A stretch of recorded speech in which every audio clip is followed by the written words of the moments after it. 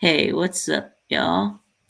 And today we're going to talk about some South Carolina Gamecocks football. This is continuing my preview and prediction series, and I am here with my good buddy, Twisted Rooster. How you doing today, Vic? Oh, yeah, I'm doing good. Yeah. That's right. Everyone that watches this video, if you're not subscribed to my buddy Vic too, those South Carolina fans, go over, please like, subscribe to my buddy Vic too. Follow his channel. He puts out some good content. Yeah, and y'all make sure y'all are subscribed to Twisted Rooster's channel too. So. Okay, so anyway, since we can start out talking about last year first. Right now, of course, last year y'all did manage to go 8-4, with the only loss being to Arkansas, Georgia, uh, Missouri, and in Florida. But y'all did finish out the year with the two big wins, beating two top 10 teams in Tennessee and Clemson. So and then y'all lost to Notre Dame in the Gator Bowl. Yep, we lost to that same Tyler Buckner that everyone's giving crap to. He lost to Tyler Buckner, and now he's going to Alabama. Yep. But yeah, it was a little bit of struggle last year.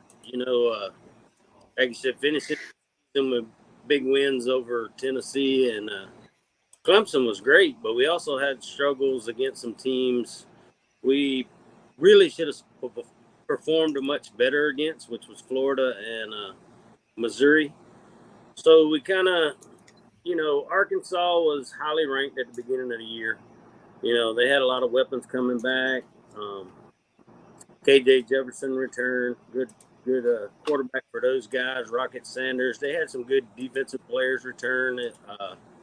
Sanders, the linebacker that transferred in from Alabama, plus Bumper Pool, and we had our struggles stopping them. I mean, we made a little bit of a comeback, and we were starting to, we were down by 14, driving to cut it to a one-score game, and we actually fumbled the ball away in our own territory. And once we did that, the game just kind of got out of hand against Arkansas. Yep. And then what happened with Georgia? Yeah, we just completely obliterated y'all. Yeah. Yeah. Well, that was, all you had to do was look at the line. South Carolina really didn't and hasn't had the depth to compete with the Georgia yet.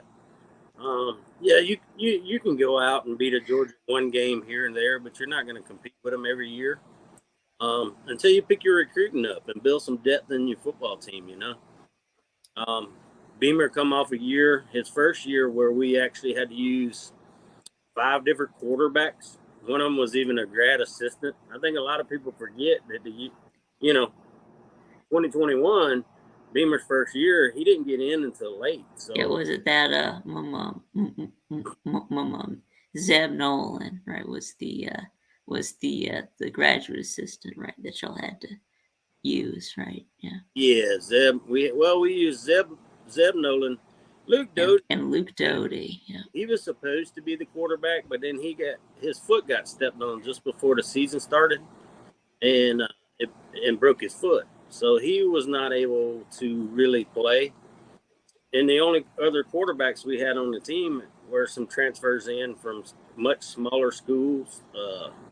Brown, who had come in from, I forgot what the name of the school he played for. He was the one that actually beat Florida really bad that year. But and then we had Spencer Rattler transfer in. So we had a pretty good recruiting class, but the year before we were 80th, as far as recruiting. So you're not going to build much depth if you're recruiting in the 80s. Yeah. So now a lot of those guys are starting to got some playing time last year. They're getting better. So hopefully we can compete with the tougher teams this year, and hopefully we can we can beat beat the teams we're supposed to beat, and maybe pull out a couple more of those surprise victories. All right. Speaking of which, yeah, let's check out this year's players. You know who y'all have coming back and who and who's leaving. Looks like y'all do bring back Spencer Rattler. He was 264 of 399 at 66.2%, 3,026 yards, 7.6 yards per attempt, 18 touchdowns and 12 interceptions, sacked 31 times. Yeah, those last two numbers you just called are the two numbers just got to change. The 12 interceptions and being sacked 31 times. Our offensive line we just have to do a better job of. Yeah, you also needs to improve on his yards per attempt too. Yeah, 7.6 is not good. So Yeah, well, part of that, Vic, is we had to almost manufacture a running game because Marshawn Lloyd got hurt last year. Our next running back was of course a guy named Juju. He's a small guy, 5'9". was it a Juju McDowell? Yeah, Right? Juju McDowell. He's a smaller guy, so he's not an everyday back you can just hand the ball to and think he's going to run against these big SEC defenses. Yeah. So a lot of that the rush yards or whatever was, which when you get 31 sacks, you're going to lose a lot of yards also. Yeah. So do y'all? Yes. So do y'all have Marshawn Lloyd? Is he coming back? Actually, Marshawn Lloyd is not coming back. Oh, he's not coming back. No, he actually transferred to the other US. The other USC. Wow. Yeah, he's out there on the West Coast USC. Wow. Dang. Yeah, he had 111 carries, 573 yards, and 5.2 per carry and 9 touchdowns. So yeah, I think that's a tough loss. So all you got left is you do bring back say Juju McDowell and what about Christian Beal Smith? Is he coming back? no, he's graduated. Okay. So I guess it's gonna be Juju McDowell. Yeah. So the running backs aren't looking too good. It looks like Juju was only getting 3.5 yards per carry and 2 touchdowns. So Yeah, what we did use Jaheim Bell. If you look at Jaheim Bell, who was our tight end that transferred to yeah, Florida, see that. He had 73 carries. Yeah. and we manufactured a lot of rushing with doing, jet sweeps and stuff with Juice Wells and some of our wide receivers, Marion Brown. But this year, actually, what they did, if you look, Vic, DeCarrion Joyner, and I don't know if you remember DeCarrion Joyner, who actually had to play quarterback for us in the Mayo Bowl against North Carolina. Oh yeah, I remember that. Yeah. He has now moved to the running back room. Now, he came into South Carolina as a quarterback. He was a 4-star quarterback from down, I think it was, I can't remember the name in high school. It was down around Charleston. I think it was Fort Dorchester, maybe. I may get that wrong, but he stayed in South Carolina. He's been a trooper. He could have transferred out and went somewhere else and been a quarterback. But they made him a wide receiver, and now he has gone into the running back room.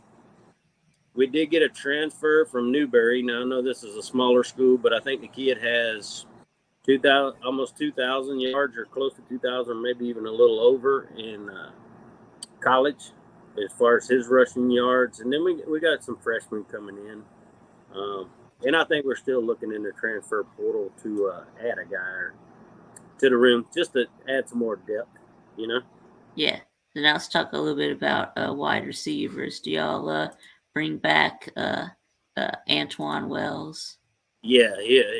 He's our number one. He's back. Oh, good. That's good. That's good. He's a 6'1", 207.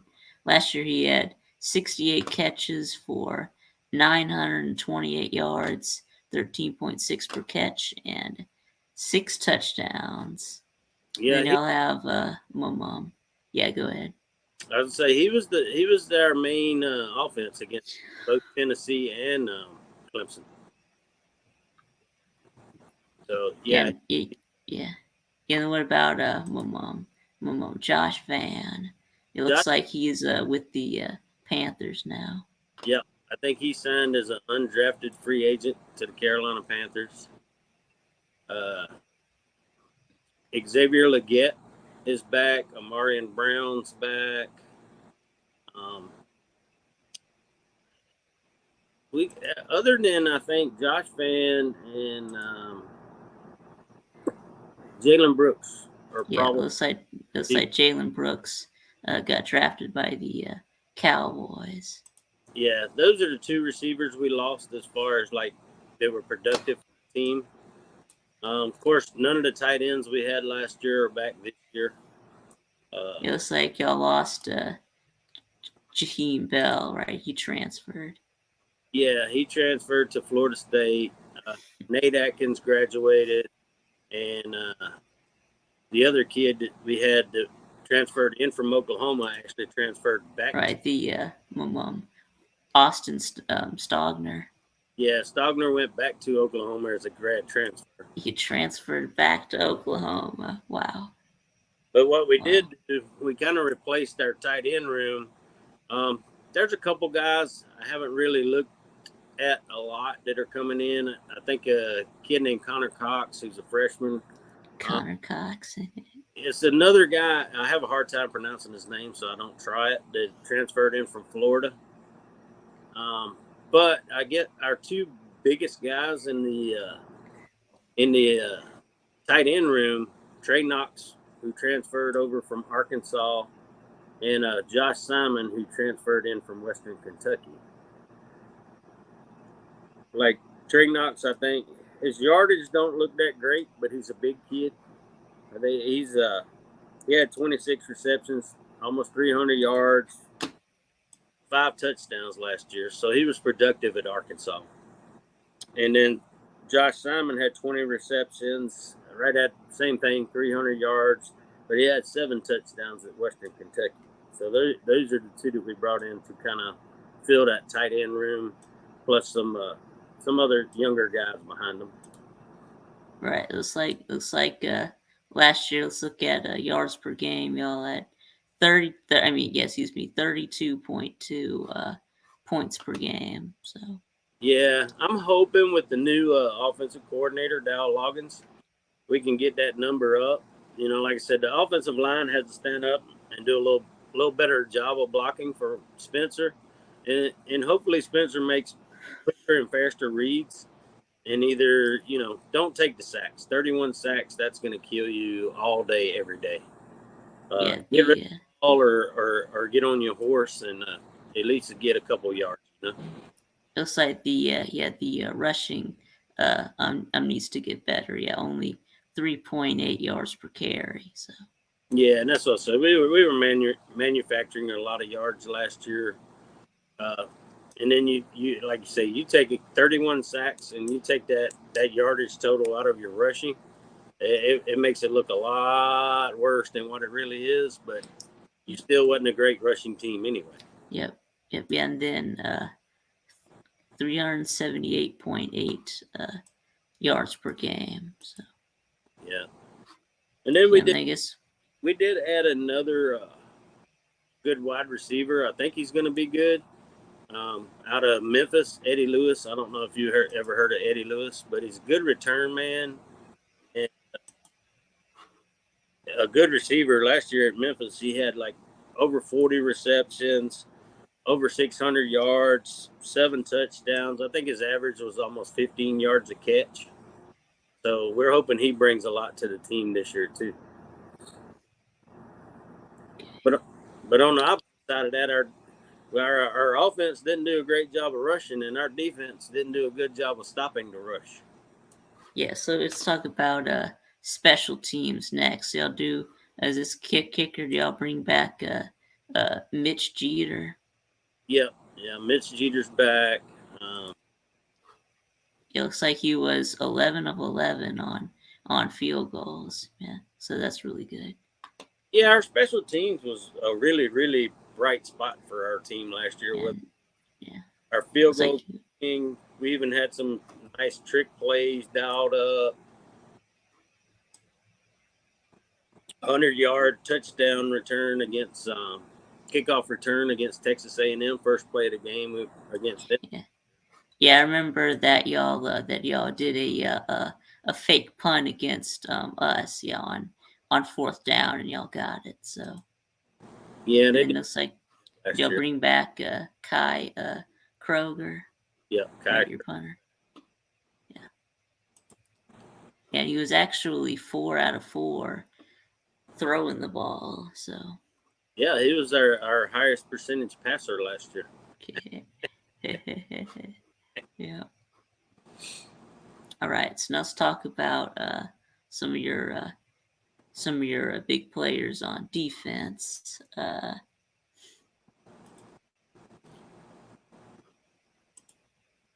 Yes, y'all bring back Nick Eman Worry. Yeah. Yeah, he was actually a freshman. He was a freshman all SEC last year.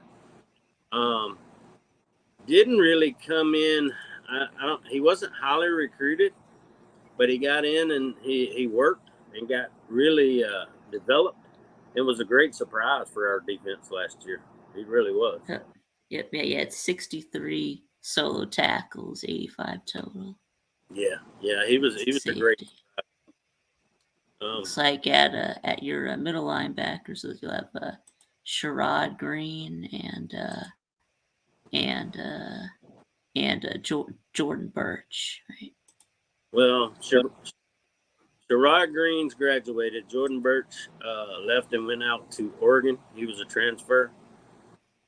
So the guys that were returning, as far as like linebackers, Debo Williams, who was there last year, Stone Blanton, who came in, was a freshman last year that played. We brought in a good linebacker out of Jacksonville, Florida, named Pup Howard. The Gators were after him, even after he just told them, "Hey, don't come after me anymore. I'm a South Carolina kid." He actually showed up to campus prior to our bowl game last year and was practicing in the bowl practices with the team. So hopefully we get a Mo Kaba back. We lost 2 guys last year in the Arkansas game, probably 2 of our best defensive guys. Yeah. And that was Mo Kaba, a linebacker, and Jordan Strong, a defensive end that had come in from, I think it was Georgia Southern, maybe. Yeah. But he was that leader. And then what about Yeah, Brad Johnson, he's gone. He was another graduated 5th-year player. I think he was 5th-year player. He might have been around. Well, it looks like he's 6th year. Yeah, it looks like he started in 2017. Looks like he's like Stetson Bennett. Yeah. Yeah, he had some injury. He had like a medical red shirt. Everybody got to coach here. But yeah, I actually think as far as like speed and physical ability, I think our linebacker room right now is better than it was last year. All right. Now let's talk more about defensive backs.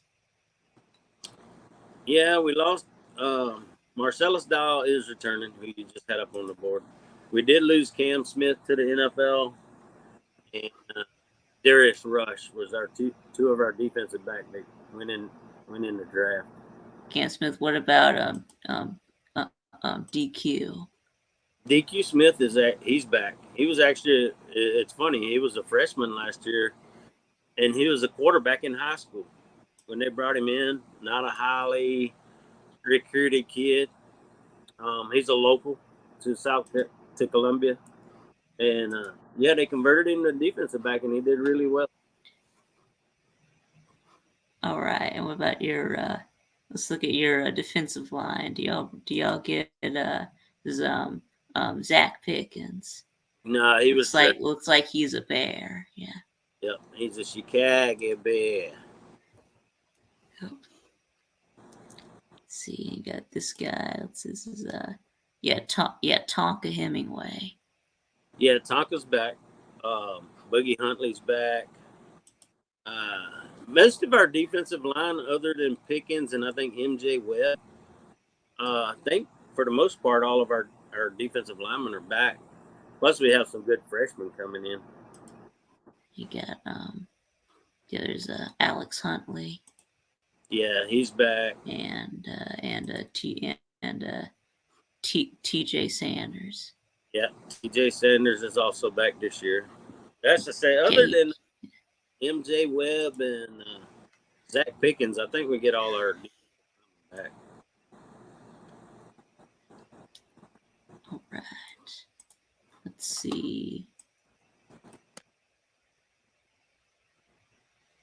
And there's your scoring defense. So we're at 87th, yeah, 28.9 points per game allowed. So Yeah, get that. a lot of those were, Georgia getting 40 something points on us. Arkansas was up high in the 40s, I think. Tennessee over 30, 38. We just got to stop the run. That was our big thing last year. Florida running all over us, and we got to stop the rush. That's our killer. If you look at rushing yards against, we probably were terrible. Yeah, right now I'm looking for y'all right now. I haven't found y'all yet. Yeah, this is alarming. Gonna have to go to the third page. Yeah, it was pretty. It was pretty. There we go. 117th against the run. With 198 yards per game and 4.93 yards per carry. Yeah, that's what I'm saying. We're not going to survive giving up that type of rushing yard. So I hope, we lost our defensive line coach. He went to LSU 2 weeks ago. Well, we brought back a former South Carolina player, Travion Robertson, who was out. Actually, he was at Georgia State for a while, and then ended up going and becoming the defensive line coach for Tulane. And we went back and hired him after Jimmy Lindsey left to go out to LSU. And our coaching ranks got better.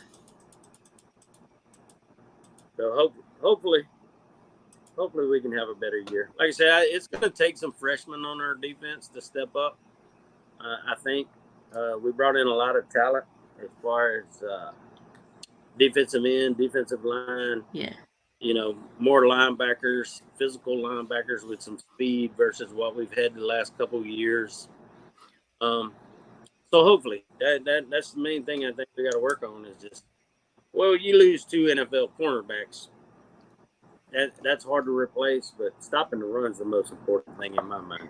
It looks like your pass defense was pretty good. It was 34th with like 206 yards allowed, 6.65 per attempt. So yeah, and that's what I say. You lose two defensive backs to the NFL. Of course, that stings a little bit, but you hope that the guys behind them developed last year, and you can just kind of keep going. Dial should be stepping up, doing better. Eamon Wari, who was our leading tackler that you looked at, yeah. year under his belt now, so hopefully he's a lot better this year. And that's saying a lot if he's going to get better over what he did last year.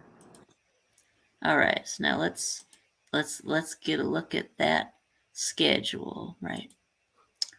Okay, so here we go. Yeah, I know that we've we've done the schedule already, but I guess we'll go through it again. Okay, so y'all did start out. Y'all do start out with North Carolina. Yeah, and you know what? I think this is going to be one of the better games. This may be the 3:30 CBS game. I guess we'll find next week, Vic. I think after the SEC coaches meeting Tuesday and Wednesday of next week, they're gonna kick out game times for the first 3 weeks of the SEC schedule. But I think that may be our 3:30 CBS game on Saturday is North Carolina and South Carolina. And then yeah, it'll be a big game. Yeah, so I mean, North Carolina's defense, they're not, they're really not any good. Yeah, North Carolina's defense pretty bad last year, and plus, the way that the whole team sort of fell apart at the end of the year. So I'm still gonna give y'all a win here. Yeah, I think we do. They're gonna hype it. This is the Drake May versus Spencer Rattler premier quarterback battle, however you want to. They're going to hype that game up, throw it on CBS, get some eyes on South Carolina and North Carolina. But yeah, I think talent wise, we should beat North Carolina. I think South Carolina's a more talented team overall. Right, and then up next you've got Furman. That should be an easy win. Y'all should beat them by by a lot, by like 30 or 40 something points. So Yeah, Furman's a smaller school in South Carolina. Either South Carolina or Clemson plays them. The states, they always want to help some of their smaller schools. So yeah, either Clemson played them last year, I think we're playing them this year. But yeah, we're gonna beat Furman. yep, and then of course early in the schedule, as we play. Yeah, we always play early on in the schedule every year, but now we got at Georgia Bulldogs. They're coming to our house this year. And I think that we're gonna win. I think that we're gonna put that whooping on y'all again. Yeah, I think Georgia beats us too. Now I don't think you're gonna. I don't know if you're gonna beat us like you beat us last year, or at least I hope not, because that's gonna be a bad sign for South Carolina if we're letting Georgia put up 50 points on us and we're not competitive in the game. Right, don't forget that y'all did beat us in 2019. So Yeah, well, if you want to, we because we hung in the game, but we also did because Jake Fromm helped us out. He was the best yeah, we quarterback. threw 3 interceptions. Yeah, 3 interceptions and a fumble. Yeah, Yeah, one of them was a pick six. So yeah. Too bad South Carolina couldn't give him some NIL money back in 2019. Huh? yeah, no. And then we got right, so that's an L. And next up we got Mississippi State. They they've got a new coach. They're rebuilding. Yeah, So yeah. They're revamping even their style of offense yeah, away from the air raid, yeah, more of a pro style. So rest in peace to Mike Leach. Yeah, it's a damn shame that we lost him. But yeah, I'm gonna miss listening to his interviews. That's for sure. yep, yep, But yeah, me too.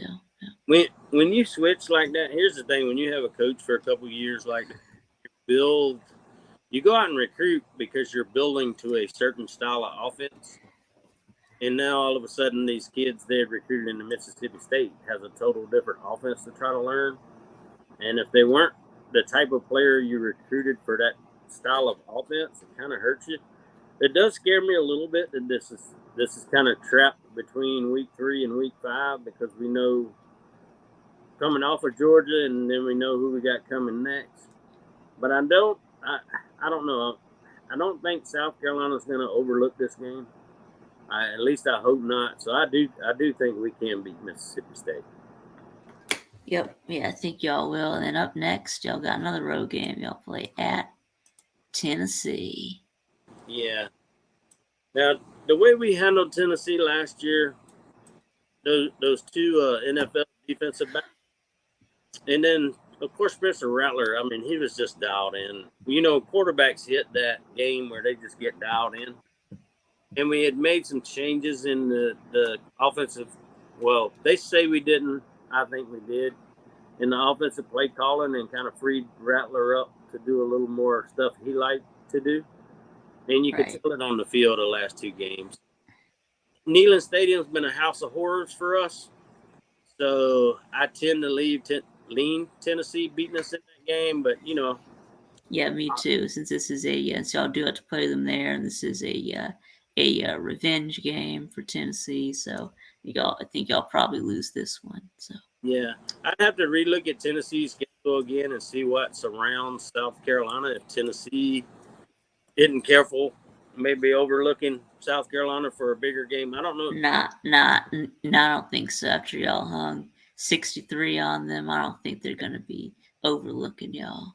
Nah, I don't think so. No, not at all. Y'all probably kept them out of the playoffs. So Yeah, well, no one's gonna let them forget it because even their own fans thought they are still. yeah, so, yeah, yeah, yeah. So now it's that's 3-2 going into y'all's bye week, and then we come out of that. You've got Florida. Now I know that Florida's not not not looking too good right now. Yeah, it's like Florida. Everyone thinks that Florida's gonna be bad this year, and I think so Yeah, too. So and it's in Columbia, coming off a bye week. I think that's a tough road to travel for Florida because you're not overlooking Florida when you're coming off a bye week. There's no game before you that you're looking at. And there's no game. If there was a tougher opponent coming after Florida, which now I can't talk that negative about the next team, but yeah, in Columbia, South Carolina, I think we're beating Florida. yeah, me too. And then next, you've got Missouri. Yep, at Missouri in the other Columbia, and they've had your number for the last uh, few years here. Yeah, yeah. Is it true that they've beat y'all like 4 years in a row? Yeah, and I think South Carolina coming off of that bye week's really gonna focus on the Gators in Missouri. Um, just because they know coming out of this bye week that's gonna be two two games we really need to win because we already gonna have possibly have two losses against two tough teams. So I think it depends on where we are at this point in time as far as wins losses. If we upset Tennessee or someone like that, but I think South Carolina will really focus on both of these two games coming off of that bye week. I don't care about playing in Missouri. I'll tell anyone this: that stadium, watching that team play at that stadium, just looks weird to me. It's almost so boring that it puts you to sleep.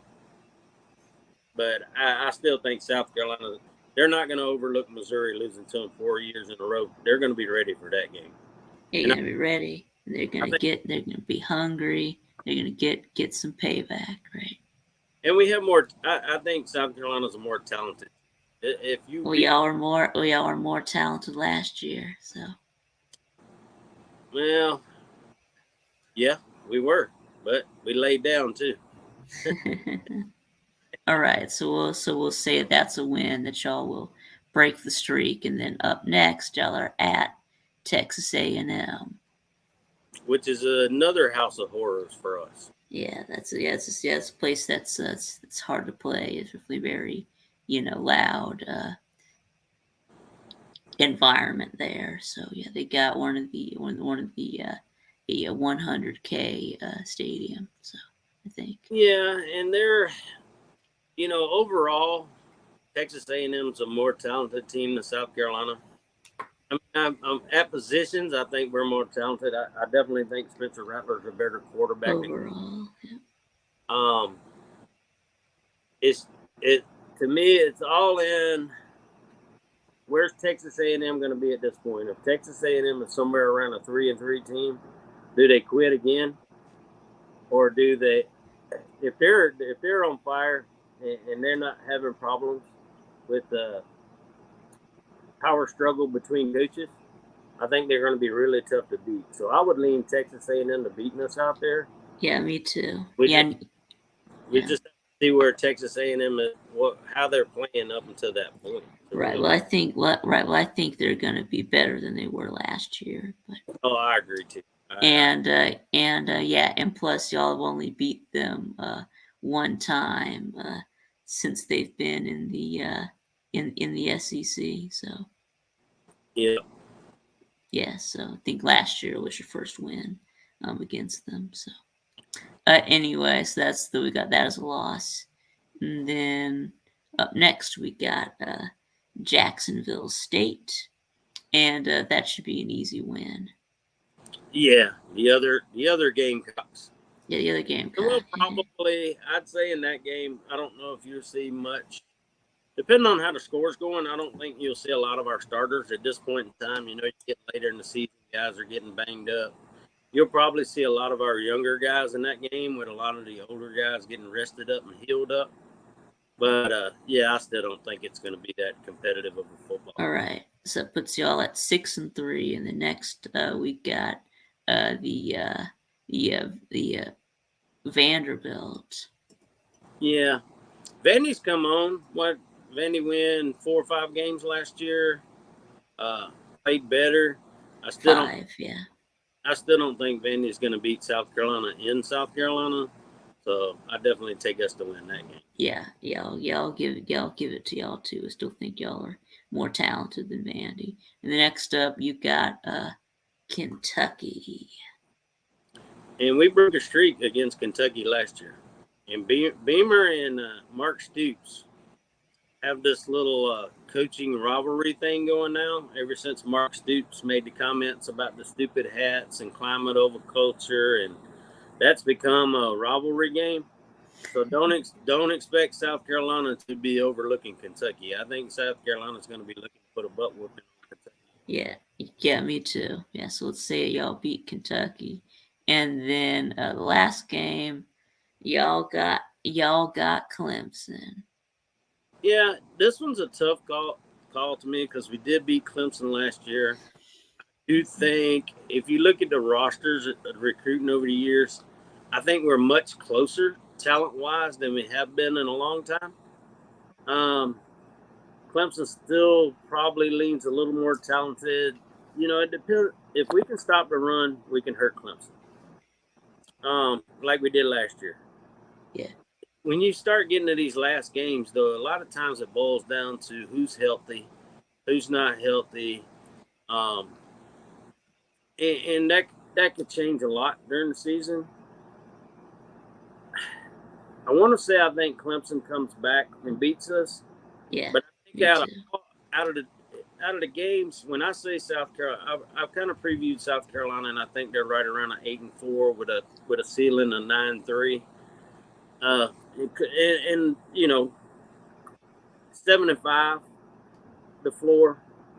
This is Clemson to me is the one game I could see South Carolina really just staying in there and competing. More than the thing of it is, you get down to Georgia in Athens, you get down to Tennessee in Tennessee, you get down to Texas A&M at Texas A&M. Sometimes you tend that home crowd kind of keeps you from really getting back into the game. Where this Clemson has to come to South Carolina. They don't have the home field advantage of the other 3 teams. So this to me would be our game. That's either gonna South Carolina's gonna either be 9-3 or 8-4. In my opinion, depending on what happens in this Clemson game.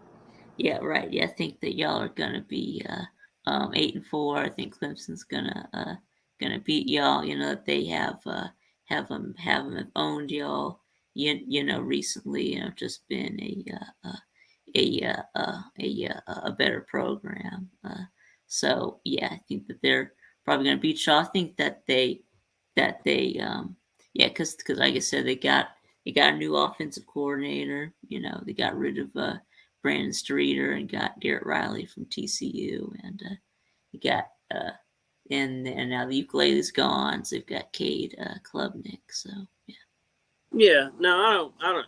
To me, Cade Klubnik's not a better quarterback than Spencer Rattler, so I don't think they have an advantage. right. But he is better than the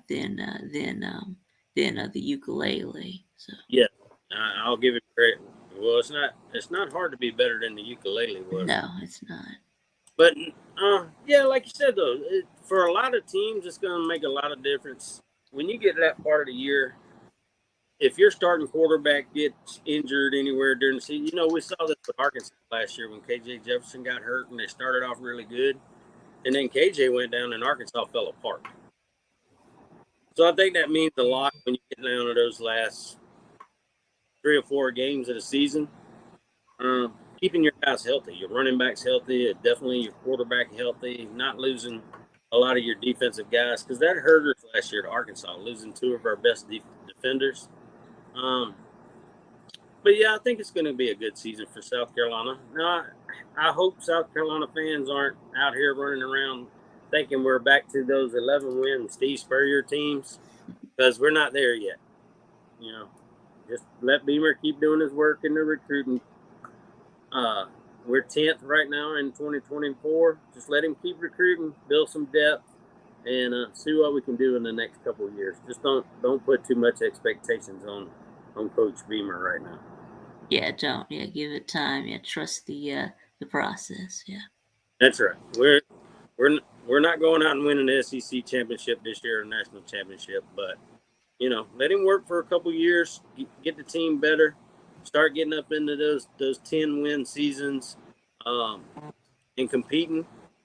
And with these schedule changes upcoming, we don't know what anyone's schedule is going to be next year until I don't know when they'll announce it. Maybe around SEC media days. Maybe they'll announce after the coaches' meetings what our schedule is going to be. Whether it's that, like you and I talked about, it, whether it's the 3-6-6 or the 1-7-7. I think that'll define a lot once you see a layout of a team and who they're playing each year. Because you could get a bad draw every other year and end up with a Georgia, Alabama on the same year, or you're going to get it. It's going to be tough. And now you got Oklahoma, Texas coming in, and that just I know we like to troll them and say, but they're not bad football teams. Yeah. So I think that's gonna be it. So y'all make sure that y'all are subscribed to Twisted Rooster. I'm going to tag his channel in the video, so y'all can go check him out. Yeah. All right, appreciate you, Vic. All right, I appreciate you doing this with me, Twisted. All right, buddy. You have a great afternoon.